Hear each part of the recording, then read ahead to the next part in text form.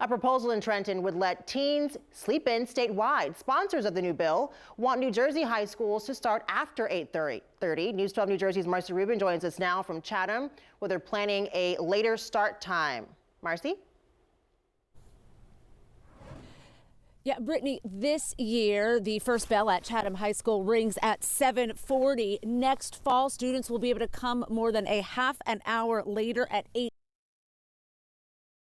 Districts across New Jersey have been thinking about or implementing, and now state lawmakers want to see this mandated statewide in the name of mental health. In Chatham, Superintendent Michael LaSousa points to research for the reasoning behind the change coming here next school year. It's the same thought behind the proposal to start high school no earlier than 8:30 statewide. Teens need more sleep than they're getting to battle mental health issues like stress, anxiety, and depression, made worse by the pandemic. We're always looking for ways where we can lessen that anxiety. And when you look at the research, a later start time, as you said, does help.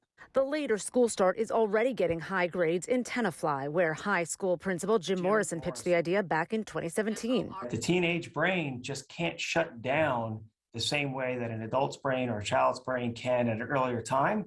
And the same thing on the other end. There's a delay before teenagers can wake up and be ready to go. Principal Morrison says a survey of his students shows it's been working well for his district. We do not have elementary runs that we can control, that we can bounce off of. Dr. Charles Sampson, superintendent of Freehold Regional, says they considered, then sidelined the idea after realizing the shift would cost millions more in transportation alone.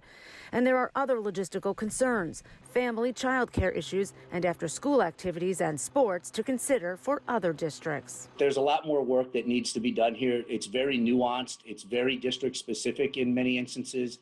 The bill, the thoughts, all in its infancy, and my hope here is that there's some really structured and clear conversation, and the best possible outcome here would be to pilot it. All right, so Marcy, if this does pass, when would it go into effect? Oh, Brittany, the proposal calls for this to go into effect the 2024-2025 school year, but it is still in the very early parts of the process, with clearly many details to be worked out and many opinions to be heard. And this is something that the state has debated many times before. Brittany?